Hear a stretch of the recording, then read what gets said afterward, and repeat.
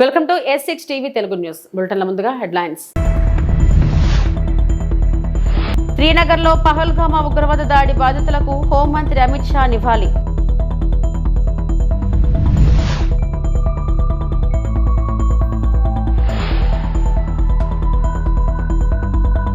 వంశధార ఎడవ కాలువను పరిశీలించిన మంత్రి డాక్టర్ నిమ్మల రామానాయుడు.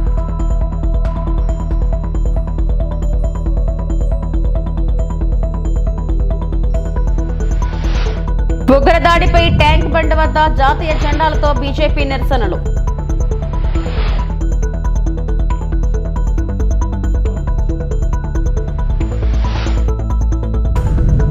జాతరలో కొన్న హెలికాప్టర్ ఎగరట్లేదు, పోలీస్ స్టేషన్లో బాలుడి ఫిర్యాదు.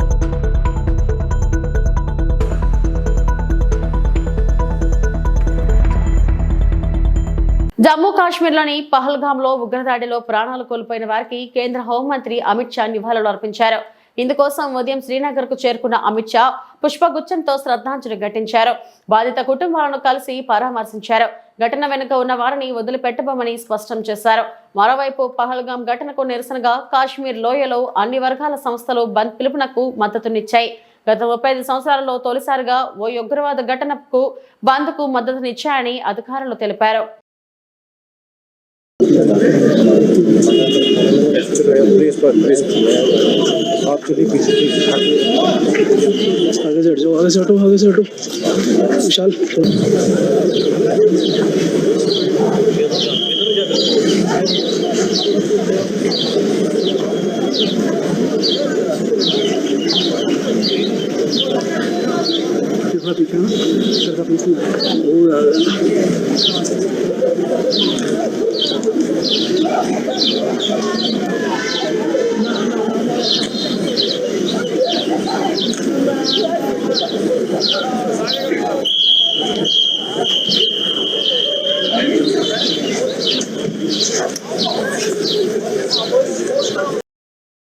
వైసీపీ హయాంలో ఇరిగేషన్ ప్రాజెక్టులకు చేసింది శూన్యమేనని జలవనరుల శాఖ మంత్రి నిమ్మల రామానాయుడు వ్యాఖ్యానించారు.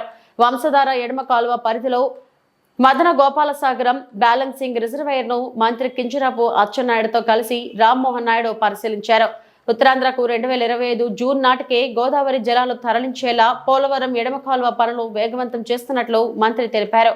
రాష్ట్రంలో ఆర్థిక ఇబ్బందులు ఉన్నా ప్రాజెక్టుల కోసం నిధులు మంజూరు చేస్తున్నట్లు చెప్పారు. కలెక్టరేట్ లో ఎమ్మెల్యేలు ఇరిగేషన్ అధికారులతో జిల్లా ప్రాజెక్టుల పురోగతిపై సమీక్షించారు.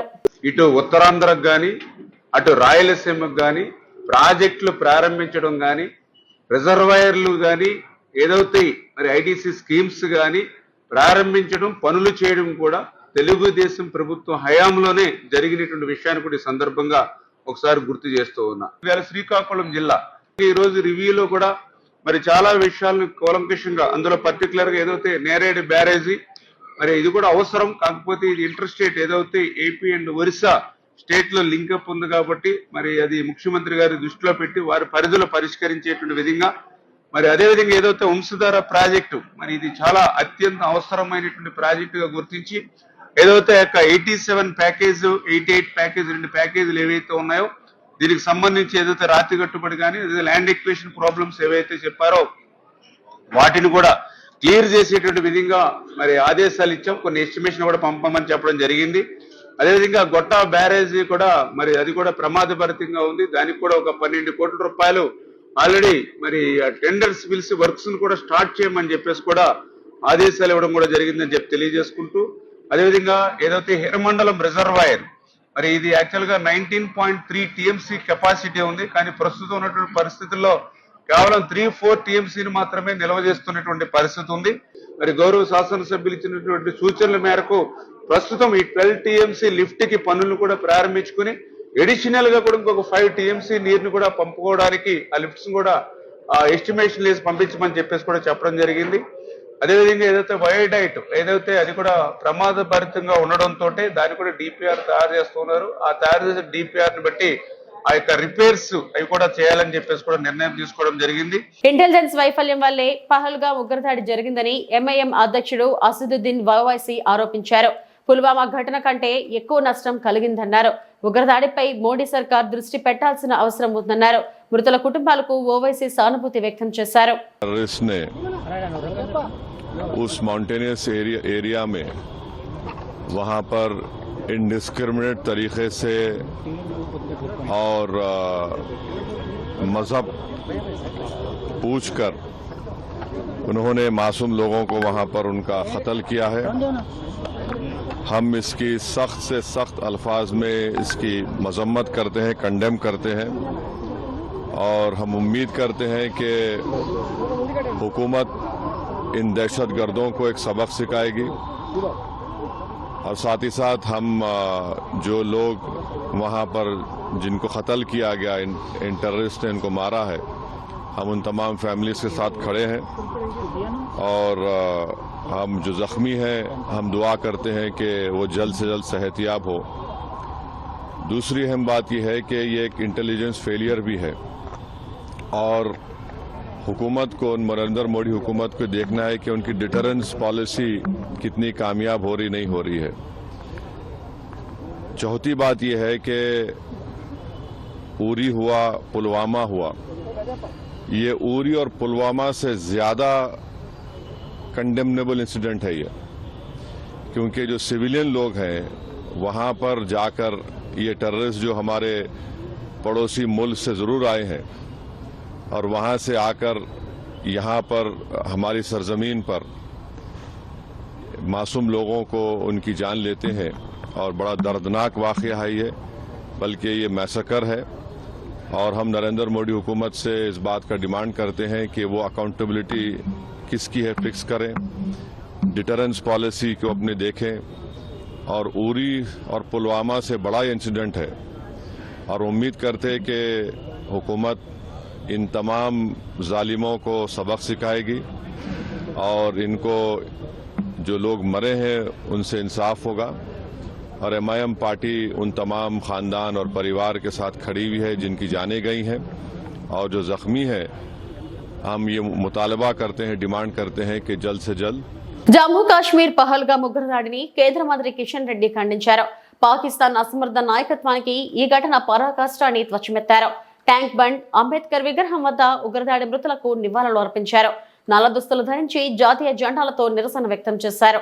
భారత్ను దెబ్బతీయాలని పాక్ చూస్తే మూల్యం చెల్లించుకున్నట్లేనని హెచ్చరించారు. బాధిత కుటుంబాలను ఆదుకుంటామన్న కిషన్ రెడ్డి దోషులను విడిచిపెట్టే ప్రసక్తే లేదని పేర్కొన్నారు.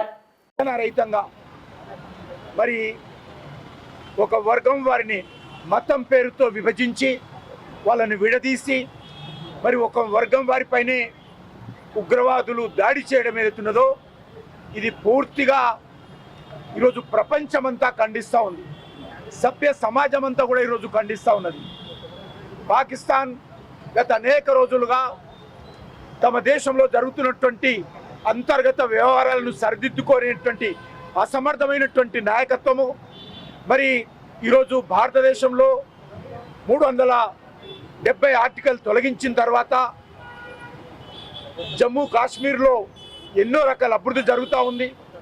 30 సంవత్సరాల తర్వాత ఈరోజు పర్యాటకులు కూడా వెళ్ళే విధంగా అక్కడ మంచి వాతావరణం ఏర్పడింది. ఉద్యోగ అవకాశాలు మెరుగుపడతా ఉన్నాయి.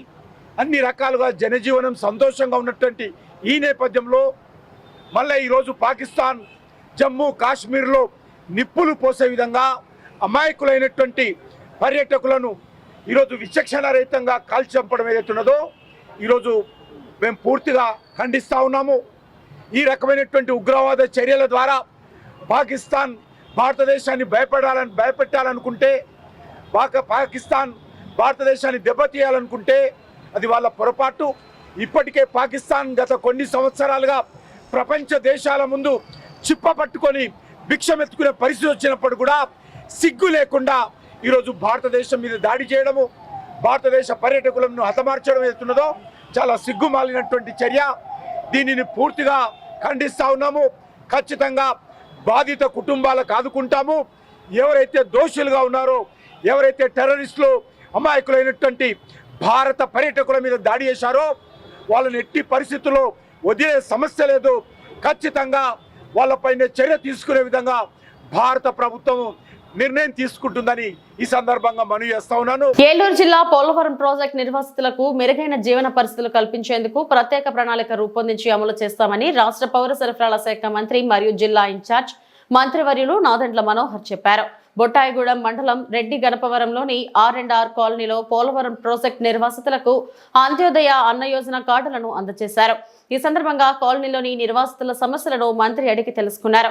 ఈ సందర్భంగా మంత్రి నాదెండ్ల మనోహర్ మాట్లాడుతూ అత్యంత ప్రతిష్టాత్మకమైన జాతీయ బహుళార్థ సాధక సాగునీటి ప్రాజెక్ట్ అయిన పోలవరం ప్రాజెక్టు నిర్మాణానికి తమ భూములు త్యాగం చేసిన 35,000 మంది నిర్వాసితుల త్యాగాలను తమ ప్రభుత్వం ఎప్పటికీ మర్చిపోదని, వారిని ప్రభుత్వం అన్ని విధాలా ఆదుకుంటుందన్నారు. రాష్ట్ర ముఖ్యమంత్రి నారా చంద్రబాబు నాయుడు ఇటీవల పోలవరం పర్యటన సందర్భంగా నిర్వాసితుల సమస్యలను ముఖ్యమంత్రి దృష్టికి తీసుకురావడం జరిగిందని, వాటిపై ముఖ్యమంత్రి సానుకూలంగా స్పందించి నిర్వాసితులకు పూర్తి స్థాయిలో న్యాయం అందే విధంగా చర్యలు తీసుకోవాలని ఆదేశించారన్నారు. నిర్వాసితులకు ఆహార భద్రతకి అంత్యోదయ అన్న యోజన కార్డులు అందజేసి వారికి ప్రతి నెల 35 కేజీల బియ్యాన్ని ఉచితంగా అందిస్తున్నామన్నారు. మడకం పోసుకుమారి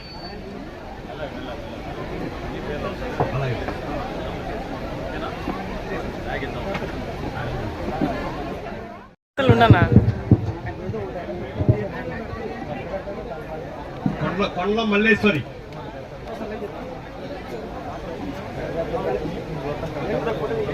కడబాల వీరపురెడ్డి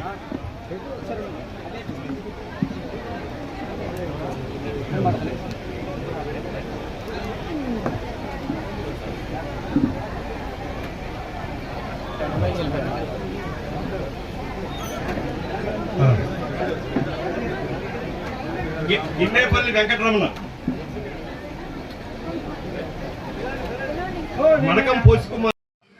పౌర సరఫరాల శాఖ నుంచి ఎవరైతే పాపం పోలవరం ముంపు ప్రాంతాల నిర్వాసితులు ఉన్నారో, కాలనీస్కి వచ్చారో, వాళ్ళందరికీ కూడా 35 కిలోల బియ్యం అంత్యోదయ అన్న యోజన పథకం కింద కేంద్ర ప్రభుత్వం రాష్ట్ర ప్రభుత్వం కలిసి అందించే ఈ ఉచిత బియ్యం పథకం 35 కిలోల ఒక కుటుంబానికి అందించే కార్యక్రమం ఈరోజు 789 కుటుంబాలకి కార్డులు ఇవ్వడం జరిగింది.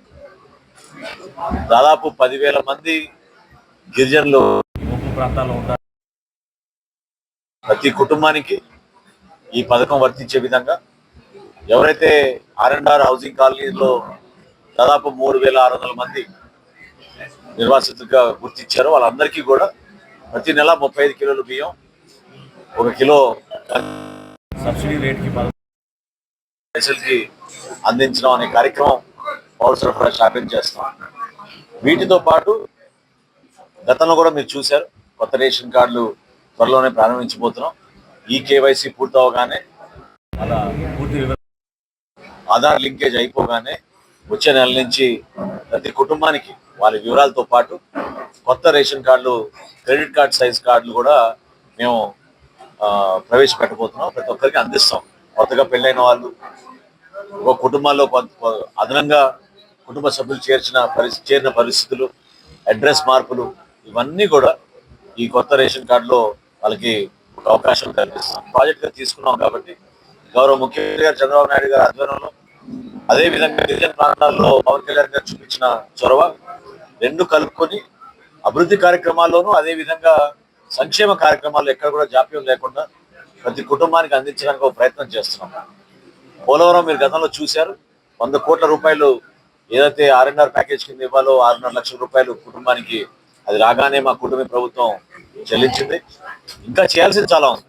వాస్తవంగా ఏంటంటే 51% ప్రాజెక్ట్ పూర్తయింది. కాఫర్ డ్యామ్ కూడా ఏ విధంగా వాళ్ళు పొరపాటు చేసి టెక్నికల్గా నిర్మాణం అయిపోయారో, దానివల్ల ఎంత నష్టం జరిగిందో మనందరం దానివల్ల నష్టపోతున్నాం.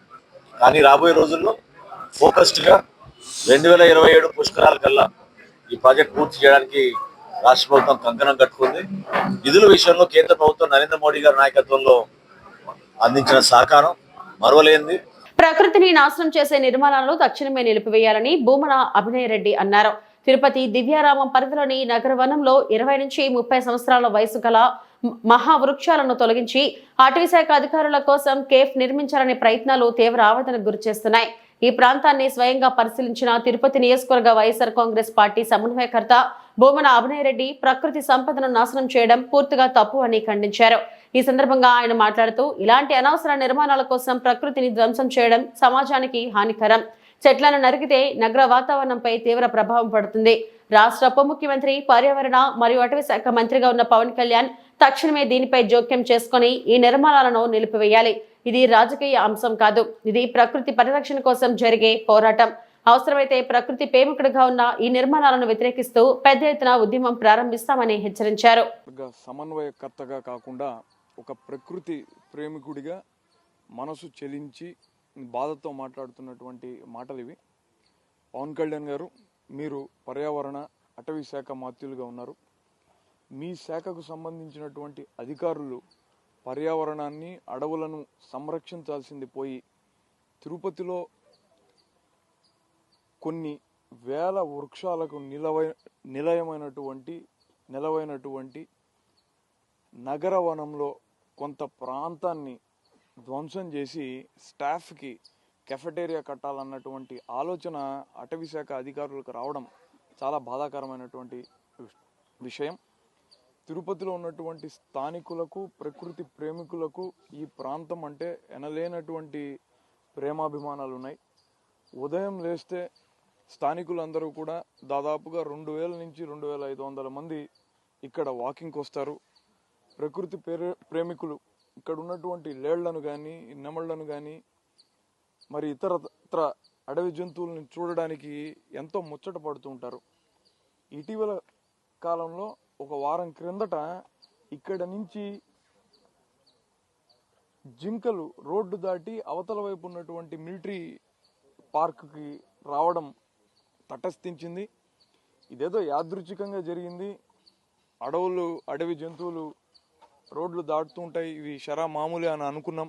కానీ వాస్తవానికి ఇక్కడ చూస్తే ఇక్కడ జరుగుతున్నటువంటి ధ్వంసకాండకు భరించలేక కొన్ని జంతువులు భయభ్రాంతులకు గురై రోడ్లు దాటేటటువంటి ప్రమాదం ఏర్పడుతుంది. ఇక్కడ ట్రాఫిక్ కూడా చాలా ఎక్కువ. పొరపాటున ఏ జంతువు అయినా కూడా, అది ఒక చిరుతపులి కావచ్చు, ఇక్కడ చిరుతపులి కూడా సంచరించినట్లుగా మనకు ఎన్నో సందర్భాల్లో మనం అందరం కూడా విన్నాం, చూసాం. పొరపాటున ఏదన్నా ఆ జంతువుకు హాని కలిగితే దానికి బాధ్యత ఎవరు వహించాలి? నేను ఒక ప్రకృతి ప్రేమికుడిగా మిమ్మల్ని అర్థిస్తున్నాను. దయచేసి దీన్ని నిలుపుదల చేయండి. మీరు నిలుపుదల చేయని పక్షంలో ఉద్యమించడానికి ప్రకృతి ప్రేమికులందరం కూడా సిద్ధంగా ఉన్నాం. ఇక ఒక్క ఇటుక ఇక్కడ కదిలినా ఉపేక్షించేటటువంటి పరిస్థితి లేనే లేదు. మీరు వెనువెంటనే ఈ ప్రాజెక్టును మాన్పించి ఇక్కడ చెట్లు మరిన్ని నాటండి. చెట్లను సంరక్షించుకోవడం మన బాధ్యత. ఒక చెట్టు పెరిగి పెద్దదవ్వాలనంటే దానిని కాపాడుకోవడానికి పట్టేటటువంటి సమయం అంతా ఇంత కాదు. అది మీరు ఏ ప్రకృతి ప్రేమికుడిని అడిగినా కూడా చెప్పగలుగుతారు. అలాంటిది 15-20 సంవత్సరాల వయసు కలిగినటువంటి చెట్లను నిర్దాక్షిణ్యంగా ఎవరైతే కాపాడాల్సినటువంటి బాధ్యత ఉందో వాళ్లే నరికివేయడం చాలా దారుణం. మీరు దయచేసి స్పందించాలి. ఎమ్మెల్యే గారి నివాసం కూడా ఇక్కడి నుంచి కూర్తవేటు దూరంలోనే ఉంది. ఆయన కూడా మీ పార్టీకి సంబంధించినటువంటి వ్యక్తే. దయచేసి మీరు దీంట్లో కల్పించుకొని ఈ ప్రాజెక్టును నిలిపివేయాలని మా అందరి మనవి. పక్షి ప్రేమికులు అక్కడక్కడ పక్షులను సంరక్షణ కోసం వారి వంతు సహాయ సహకారాలు చేస్తున్నారు. అలాంటి వారిలో కర్నూలు జిల్లా ఎమిగ్నూరు మండలం గుడికల్ గ్రామానికి చెందిన దేవదాస్ ఒకరు. తెలుగుదేశం పార్టీ మండల ప్రధాన కార్యదర్శిగా ఉన్న దేవదాస్ పక్షి ప్రేమికుడు. అంతరించిపోతున్న పక్షులను సంరక్షించాలన్న ఉద్దేశంతో తన వంతు సహకారం అందిస్తున్నాడు. ఊరిలో అంతా పత్తి, వరి పంటనే సాగు చేస్తుండటంతో పక్షులకు గింజలు దొరకడం కష్టంగా మారడంతో దేవదాసు తనకున్న 1/2 ఎకరా పొలంలో పక్షుల కోసం ప్రత్యేకంగా సజ్జ పంటను సాగు చేస్తూ వాటి ఆకలి తీరుస్తున్నాడు. మనిషికి మనిషి సహాయపడని ఈ రోజుల్లో మూగజీవాల సంరక్షణకు పాటుపడుతున్న పక్షి ప్రేమికుడు దేవదాస్ కి అందరూ హ్యాట్స్ ఆఫ్ చెప్పాల్సిందే. ఎమ్మిగనూరు మండలము గుడికల్కి చెందిన దేవదాస్ అని నేను పక్షులకి సద్దలు వేయడము, పంట వేయడం జరిగింది. ఈ ఆలోచన రానికి కారణము 2020లోన కరోనా టైంలోన రాజేశ్వర హోటల్ దగ్గర బస్టాండ్ కాడ ఒక తల్లిదండ్రులు లేని వ్యక్తి లాక్డౌన్ 1 గంట వరకు కంప్లీట్ చేయడం వల్ల సాయంత్రం వరకు హోటల్ లేనందువలన ఆయన నోరు తెరిచి అడిగాడు, నాకు అన్నం తీసుకొని రండి బాబు సాయంత్రం పూట అని చెప్పేసి. మనిషి అయితే అడగగలిగాడు, పక్షులైతే అడగవని చెప్పేసి పక్షులకి నేను ఈ విధంగా పంట సద్దలు వేయడం జరిగింది. వాటికి ఈ వేసే ఆలోచన నాకు రానికి కారణము ఆయన బస్టాండ్ కాడ అన్నం అడిగిన దానికే. ఈ విధంగా నేను పక్షులకి సహకరిస్తూ ఉన్నాను. 2020 నుంచి ఇప్పుడు 2025 అంటే 5 సంవత్సరాల నుంచి నేను పక్షులకి ఈ విధంగా పంట సద్దలకి వేస్తూనే ఉన్నాను. దాతలు ఎవరేం లేదు సార్, ఇది సొంతం కృషే, సొంతం అమౌంటే.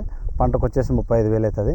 ఈ పొలాన్ని ఏరే పంట వేసుకొని నేను పంట తీసుకొని నేను లబ్ధి పొందకుండా నేను ఈ 75 సెంట్లని నేను పక్షులుగానే వాటికి నేను పంట వేస్తున్నాను. నా సొంత డబ్బులే నేను 35,000 పెట్టి నేను పంట వేస్తున్నాను. సంగారెడ్డి జిల్లా కంకి మండలంలో ఆసక్తికర ఘటన జరిగింది. తాను జాతరలో కొన్న హెలికాప్టర్ పనిచేయడం లేదని పోలీస్ స్టేషన్లో ఫిర్యాదు చేశాడు ఓ బాలుడు.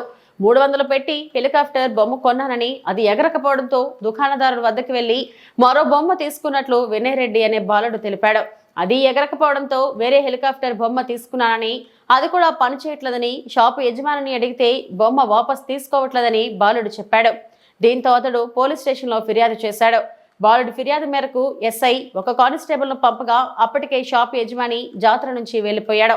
దీంతో బాలుడిని సముదాయించి అతడి తాతను పిలిపించి ఇంటికి పంపించారు.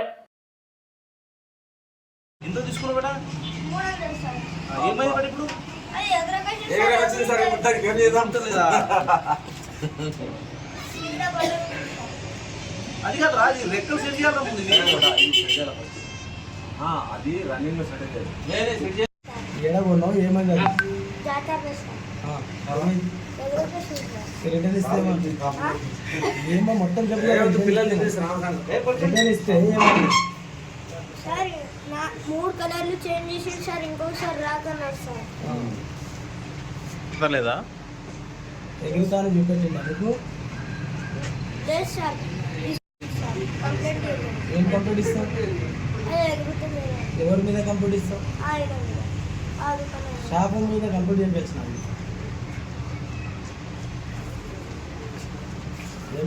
ఫస్ట్ పడినప్పుడు సార్ పైనకి ఎగురుతుంది, మళ్ళీ కిందికి వస్తుంది, మళ్ళీ ఎగురకొస్తుంది. అలా ఏం పేరు నీది?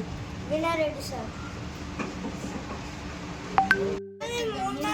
తిరుమల శ్రీవారిని ప్రముఖ నటుడు విజయ్ కుమార్ దర్శించుకున్నారు. విఐపి ప్రారంభ విరామ దర్శన సమయంలో కుమార్తె శ్రీదేవి కుటుంబ సభ్యులతో కలిసి ఆయన స్వామివారి సేవలో పాల్గొన్నారు.